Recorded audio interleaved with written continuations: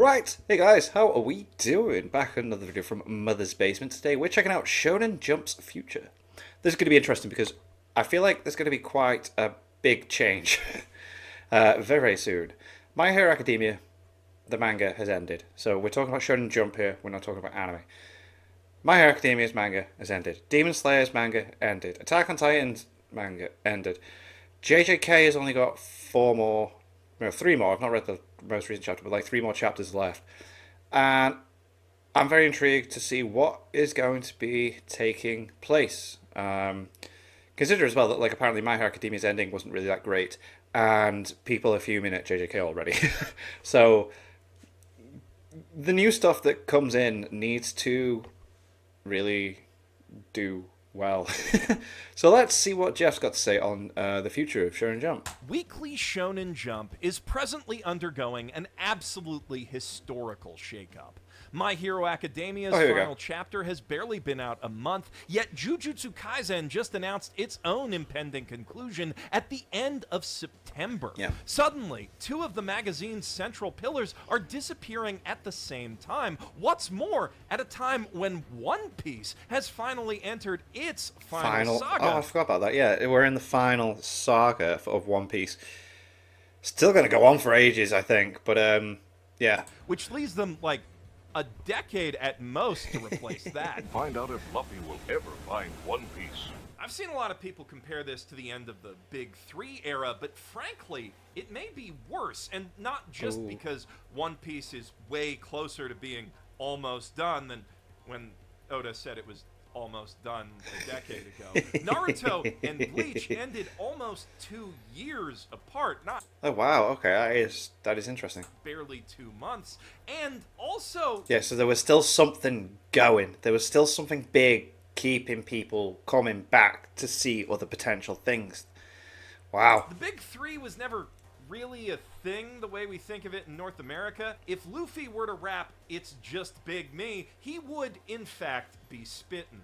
That said, losing two top 25 manga this close together still isn't quite comparable to the hypothetical end of One Piece, but it is pretty dang dire, and it's clear that Jump needs a hit anime based on a manga they actually still have running pronto.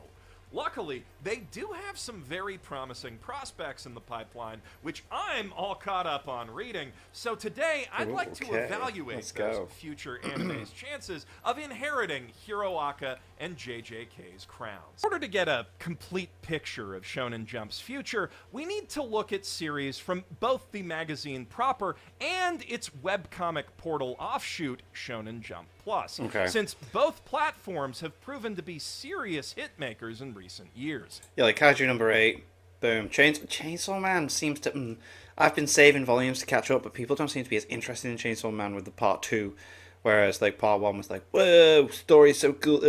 Kaiju number 8, I feel like people stopped talking about it when the anime came out, and I didn't watch the anime myself, but not many people were talking about that either. It's I don't know. Spy Family is one of the biggest anime franchises out right now. Summertime Render and Jigokuraku were both huge Hell's favorites, Paradise, and Ruri Dragon still got as much hype around it as ever, even after Hell's making the Paradise, jump from the man, I need magazine. that. On that note, though, what we won't be looking at are any non-action adventure series, since I already gushed plenty about Ruri Dragon, Blue Box, Showa Shoten, and Akane Banashi in my video on the other side of Shonen.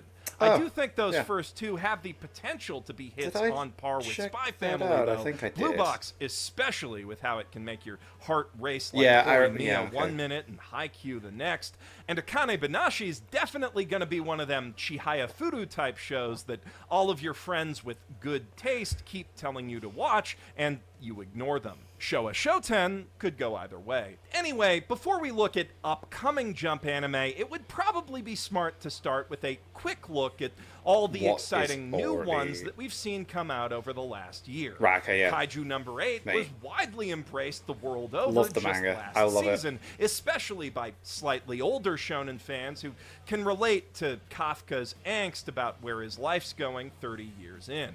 In terms of plot and formula, it doesn't really rock any boats. It's basically very my enjoyable. Attack on Titan Academia. But we 30-year-olds need our generic power fantasies too, and goddamn, does it ever make that sick concept look cool. I don't think it quite has the appeal to replace JJK or Hiroaka, but I do see it maybe reaching a similar level to Black Clover or Dr. Stone. Okay, possibly. Speaking of educational anime, Elusive Samurai's generating a fair bit of buzz this season with its emotional roller coaster of a story and absolutely stunning animation.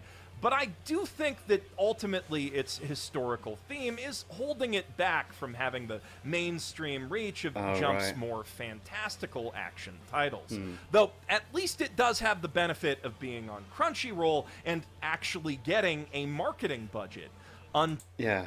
Oh, Undead Unluck, man.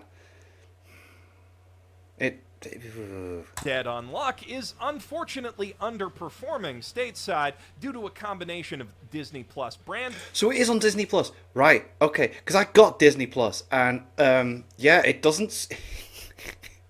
Even having a Disney Plus account, it's not very apparent that they have anime on there. It's like just throwing Marvel and everything in your face, which is cool because I got Disney Plus to catch up on the Marvel stuff. But then I was like, right.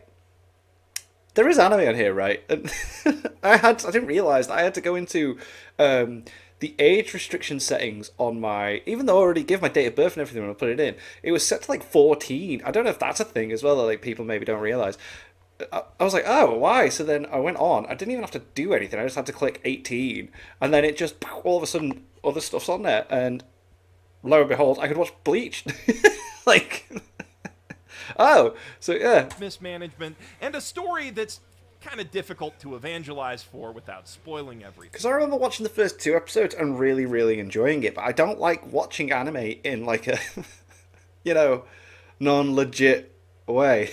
So I think this will be something to keep on the tick list for binging. Now that I have Disney Plus. I do think that as more people watch it and get to the part in the town with the zombies and start saying, holy shit, what? Like every other episode, seriously, every other episode.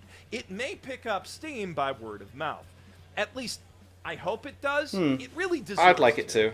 Word of mouth could also be what saves Mission Yozakura family from the Disney minds. Although, despite the fact that it's a very different show from Spy Family, I do worry that the collective American anime mindshare just isn't big enough for 2 Shonen Jump things about spies, yeah. with big, floofy, superpowered dogs. Oh. The Yozakura family anime also just isn't that impressive, especially compared to the manga. Oh. Although Mashal also had that problem at first before it proved that a bangin' creepy nuts OP can be all it takes to find a second bigger season, audience. so yeah. Chainsaw Man is still one of the most widely talked about manga on the entire internet, even after Season 2 jumped to Jump Plus. And while the anime was a pretty huge hit in its own right out of the gate, it did only cover the first couple arcs where the insanity and violence are still just revving up. Yeah, like that's what I thought. When it finished, I was like, oh my god, there's still so much to happen. There's still so much to see. And then it's like, where is the second season? I think I feel like Chainsaw Man shouldn't have had this much of a break in between season 1, season 2, but I do like they put so much effort and time into that first season. Like having a completely different like outro but ending songs and sequences every episode and stuff. That's a lot of love went into that, but still should have had a second season sooner. Because then that's just like where it gets wild. And then more people would still be talking about it and booming it up. Once anime onlys see the Reze movie and everything that follows it, that hype train is gonna fly off the rail. I hope so. I really hope so. Though, of course, it remains to be seen if it can go as far as Demon Slayer's Mugen Train. Of Jump's recently animated prospects, though, Chainsaw Man is obviously the biggest, and it's only going to get bigger from here. Do you think so, though? Because a lot of people don't really seem to be rating the manga online. Like, as soon as it shifted to part 2,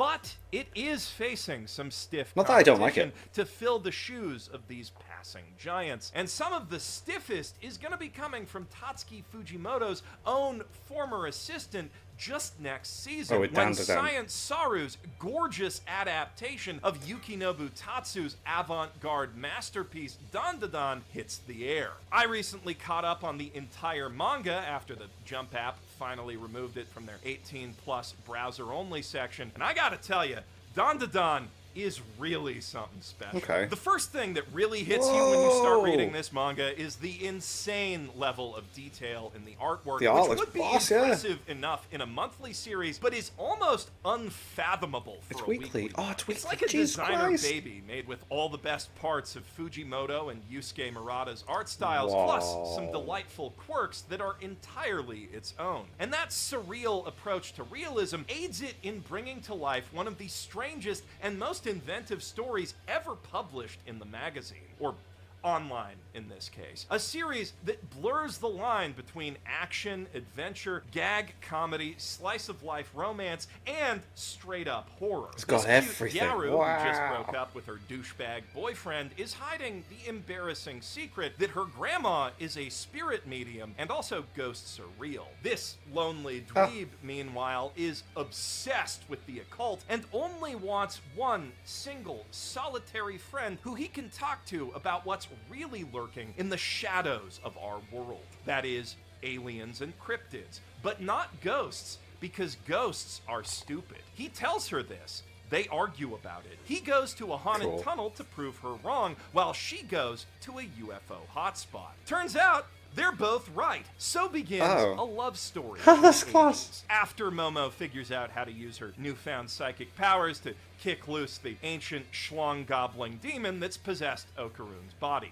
that is. While it's not quite as experimental in format as Chainsaw Man, time spent figuring out how to break the rules of manga is time that can't be spent adding insane little details My to God. weekly manga art. Dan-da-Dan's storytelling is somehow even more unhinged, with a willingness to try new off-the-wall bits matched only by its willingness to fully commit to them. Not only does this manga go places fast, but it stays there and keeps building on everything that's come before, no matter how wild and out of pocket an idea may seem at first glance. By the time they're fighting the Loch Ness Monster, you What? will be a believer. And by the time their Yo. hunt for the balls, not Dragon Balls, just balls, brings them face to face with a kaiju, you won't know what to believe anymore. Also, to be clear, that love story for the ages line was not a joke.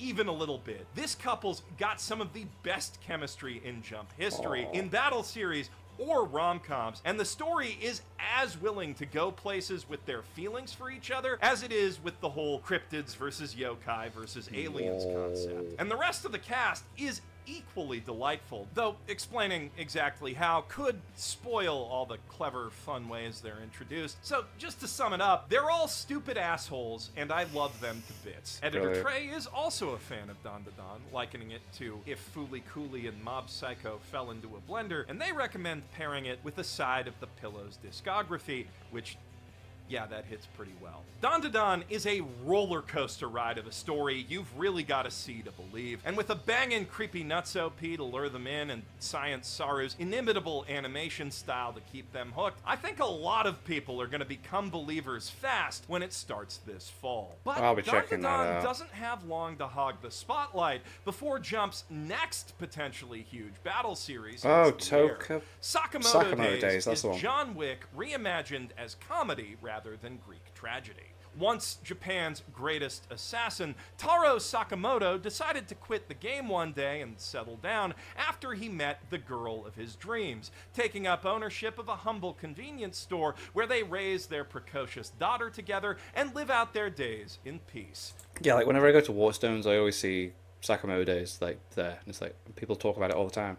Like, oh, I feel like that's something I always do as well, is like gauge what mangas are still consistently being sold as the volumes go on within Waterstones whenever I go there. And this seems to be there. But, of course, you know how assassins be. Just when you... So I noticed like Kaiju number 8, whenever a new volume of Kaiju number 8 comes out and I go to Waterstones and it's there and I didn't realise that, I'm like, oh, cool.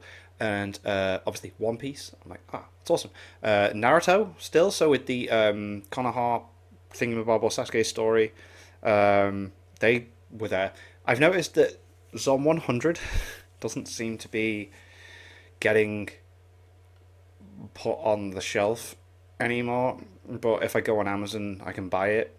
I think that's a gauge for Zom 100, but I know that's not Shonen Jump, but it's just, you know, it's something I notice. think you're out, they always pull you back in, and after a bounty is placed on Sakamoto's head for mysterious reasons, he's got to step up and use his skills to defend that domestic bliss from killers of all stripes, which involves a lot of fighting in tight spaces and disarming and dismantling dudes with carefully calculated hand-to-hand combat moves, just like that one Keanu Reeves thing that John everyone loves. However, unlike that thing, Sakamoto's wife is still very much alive, and he promised her he'd never kill again when they got married, so he needs to get extra creative with all that gun-fu to stop those killers from taking his life without taking theirs, proving in the process that he's still got it despite how egregiously he's let himself go.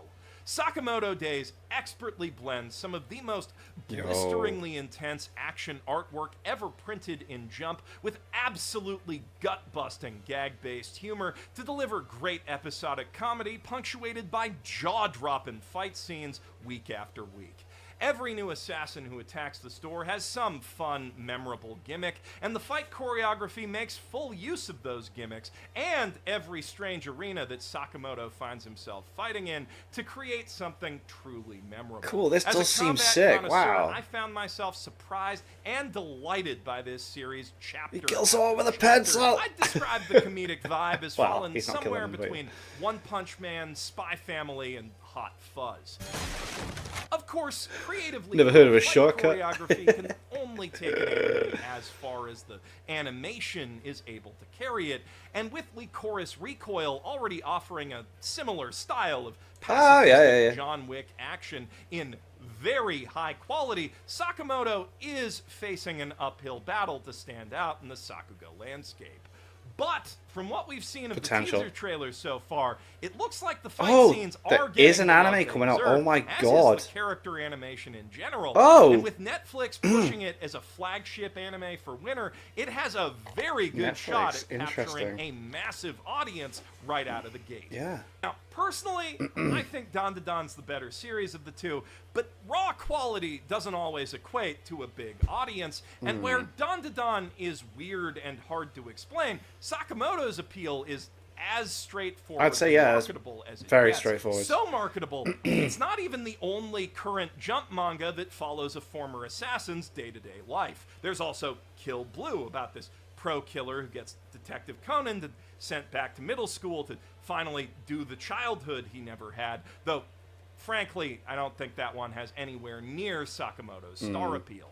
But the fact that it survived alongside Sakamoto for over a year is proof that people are hungry for ex-assassin That stories. kind of Whatever the comes stuff, out on yeah, top, yeah. though, both shows and Chainsaw Man are likely just competing for second place at this point, because there is another bigger new Jump manga yes. we've still got to talk about. A manga which doesn't even have an anime announced because it's not even a year old, yet which has already earned a personal cosign from Naruto creator Masashi Kishimoto, shot up to the front of Jump's table of contents, and been singled out by Shueisha's editors as the magazine's next mega hit. Yeah, this is definitely getting an anime, and I'm intrigued. I might just buy the first volume and just like check it out. But A manga that thousands of people were memeing on like it was a classic anime everyone had heard of the week Chapter 1 dropped, which actually created a lot of confusion, because now whenever you gas it up, people are always asking, "Oh, are you joking?" Is it But actually- no, is it I am actually not good? Yeah. joking.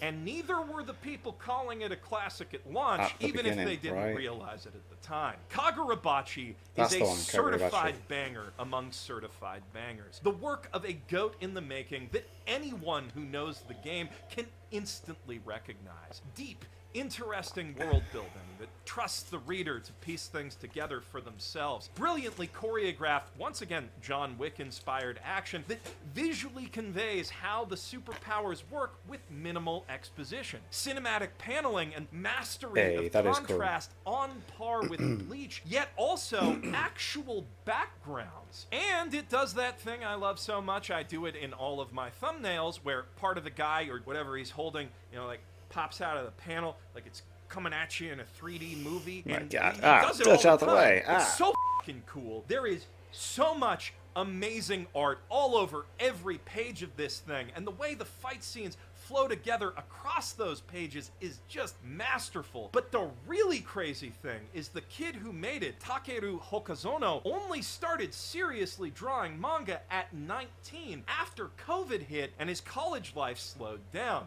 4 years ago. And he won the Tezuka Award 3 years ago. What the f***? Even assuming a lot of time spent doodling as a kid that's not mentioned on his wiki page yet, that is an Akira Toriyama type career trajectory. Generational genius shit. And it's not just the art that reflects that talent. The story is great too. Our hero, Rokuhira Chihiro, is anything but your typical shonen hero. Even when he was apprenticing under his father Kunishige and learning the blacksmithing techniques behind his World War wizard-winning enchanted katanas, the kid was serious, studious, kind of a worrywart even, the polar opposite of your typical Naruto, which is understandable since his dad did have a bit of that shonen protag brat in him, coupled with a true artist's fixation on his craft that kind of forced his son to do all the chores, cook all the food, and also make sure that he ate all that food on a regular basis, because otherwise he would forget. So Chihiro didn't really have much of a chance to be a kid. And that was before the secret wizard Yakuza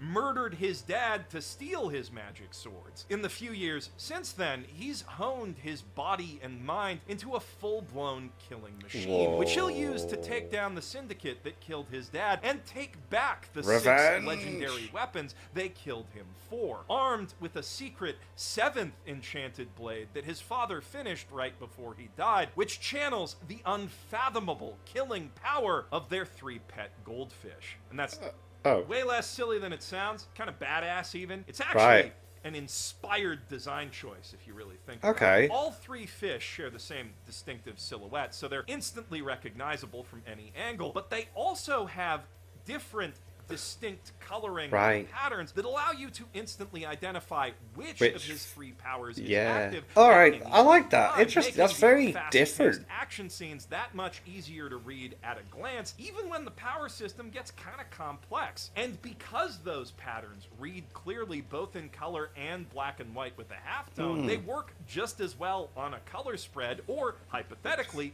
in the anime as they do on a regular page. Now, Chihiro isn't just driven by revenge. The magic swords are also just so obviously and insanely dangerous that they really can't be left out in the wild. His father wanted them sealed away, and he is carrying out his will, trying to protect his legacy by ensuring that his life's work never harms any innocents. But he also obviously wants to make those wizard bastards pay as painfully as possible, and will stop at nothing to do it with his own hands. He's a complicated hero, fixated but not single-minded, ice-cold on the outside, yet warm-hearted at his core. A young man who wants to believe in other people, even though the world has taught him that he shouldn't. Chihiro's isn't the only compellingly transformative character arc we've seen so far either. The supporting cast all has their own baggage and depth, every bit as interesting as their magic powers. And let me tell you, those magic powers are real f***ing interesting. If you, like me, feel that teleporters are generally underutilized in superhero stories, just for example, you are gonna... random example, but go for it, want to give this a read. Hokazono-sensei has a real knack for introducing characters organically in the middle of fight scenes, too, making each first impression uniquely memorable, and also hype as f*** A lot of shonen start strong, then struggle to surpass the heights of their intro chapters as the writer gets into parts that they haven't planned out as well, while many others take a few chapters to really get going as the writers figure out what the story's gonna be. But Kagurabachi hooks you from the word go with some of the coolest, rawest shit you've ever seen, then manages to successfully escalate its action and stakes with basically every successive chapter. Personally, I still like Dan just a little bit more. I've always had a preference for comedies, and its characters really speak to me on a personal level. But from an objective shonen expert viewpoint, I'm gonna have to agree with the shonen experts who run the biggest shonen magazine in the world in their assessment that this is the one that everyone's gonna be talking about Yeah, in a few definitely. years' time. It just strikes that perfect balance between good shonen fundamentals and true innovation that's defined every mega hit we're still talking about today. Plus, the fan base has shown an incredible willingness to embrace outgoing JJK fans with all their boys love ships, which, as we all know, are the most lucrative kind of ship that any shonen can hope to have. Congratulations, brother. お前は強くなれる。 Realistically, the only thing standing in Kagurabachi's way of dominating the shonen scene for at least the next 5 years are a historically terrible anime adaptation, which I just don't think the powers Please of the don't do it, show yeah. will let happen. Or Hokuzono Sensei burning out as the pressure mounts and the never-ending brutality of the weekly manga grind really sets in. But even if one of those worst-case scenarios comes to pass, it won't be the end of the world for Jump itself, because, as I hope I've demonstrated throughout this got video, a they're lot. not really in a place where they need to rely on just a few big hits anymore. Hence why both JJK and Hiroaka were allowed to end on their own terms this close together. Jump has 4 top-tier contenders in their Battle Shonen lineup alone right now, plus what could well be the biggest romance anime of the decade, and a cute-as-a-button slice-of-life thing that, in the right hands, say KyoAni or PA Works, maybe Cloverworks, could easily sell millions of figurines. And between all of their platforms, they're constantly cultivating new and interesting stories, many of which do get canceled pretty fast. I mean, Super is um, meant to make a There's comeback at another some point. video about those, come to think of it. But the ones Hey, that'd that be cool. last, more often than not, are something really special. If I made this video in a few months instead of right now, there's a very good chance I'd have spent just as long gushing about Ken Wakui's new superpowered Yakuza brawler thing, Astro Royale, as I did Sakamoto Days, which has great characters, as you probably expect from the creator of Tokyo Revengers, plus a really interesting power system and some seriously cool fight scenes. But it's also only 17 chapters in at this point, and while it does seem to be doing well enough to not get canceled, you really never know with Jump, and I don't want to curse it. And of course, Jump Plus also has some very promising new series picking up steam as we speak. Wild Strawberry, for example, is this gorgeous and crazy horror action series about a Tokyo overrun by man-eating parasitic plant monsters that Whoa. can hide themselves in human flesh, which has kind of settled into a disappointingly conventional battle shonen rhythm after an Seems very explosive set of opening Parasite-esque. chapters. But the monster designs are still neat as heck. The power system kind of reminds me of Tokyo Ghoul, and in the hands of a director who really understands horror, I think the anime could still be huge. Speaking of body snatchers, those are also a core theme of Astro Baby, this wildly off-the-wall horror comedy about a soldier who goes AWOL in the cannibalistic alien parasite quarantine zone that's also his hometown after the MILF who he's been crushing on since he was a kid gets infected by one of them parasites mid-childbirth, and he has to team up with her baby, who's been possessed by a good body-snatching cannibalistic alien parasite, to take down all the other advanced strains of these parasites that are threatening the human race, and also, apparently, the dynamics of alien parasite society. A team-up that the sometimes hell? involves that baby piloting his body like a flesh mech. There is no other manga quite like That's Astro so Baby, and bizarre. I don't know if it's going to be a mainstream hit, but it definitely has the making That of a needs an anime. classic. Marriage Toxin, on the other hand, does have the potential to be proper huge, mixing romance, action, and some seriously good comedy into the story of a master assassin who teams up with a professional catfish scammer to find himself a wife and carry on the family's people poisoning business before his grandma decides to force his happily coupled up lesbian sister to bear their heir instead. The core character chemistry is perfect, the action scenes are super intense, and the comedy is frequently laugh out loud funny. So if Marriage Toxin does get at least a halfway decent anime, I would be shocked if it doesn't pop off. Also, while it is seinen, not shonen, I think that everyone should be keeping their eye on Chojin X, the newish, sort of superhero-y horror action manga thing from the creator of Tokyo Ghoul, which, like its predecessor, rides a very interesting line between battle manga and a lot of other genres, and features some very bold and out-there page layouts that make it an absolute joy to read. Also, while I'm busy shouting out seinen manga that don't really have a place in this video, but they're really good nonetheless, and also a great use of your Jump app subscription, Dog's Red, the batshit insane figure skater playing hockey manga from the creator of Golden Kamui, is a batshit insane manga about a figure skater playing hockey from the creator of Golden Kamui. Yeah. So f***ing read that already, please. Or if you're already an avid manga reader of Jump or other publishers, or hey, why not? Light novels, let me know down below what upcoming anime you think are going to be huge. Bonus points if you can explain why. I'm Jeff Thu, professional shonen battle spectator, and I see. He's channeling the ether that way, is he? That's an incredibly advanced technique. What, you don't understand? Oh boy, let me get my chart. Fantastic. Very cool. Very interesting. It is going to be interesting to see what happens next. But I do feel like some of these things have died off because of like anime adaptations and stuff. I forgot that Chainsaw Man is getting a movie, but I think it should have had a second season sooner. We'll see. I'm usually wrong about these things. I don't think the hype about the movie is going to be as big as it should be. Like I said, like Mugen Train, Demon Slayer, just huge because there wasn't that long between the season, and yeah, I don't know. We'll see what happens.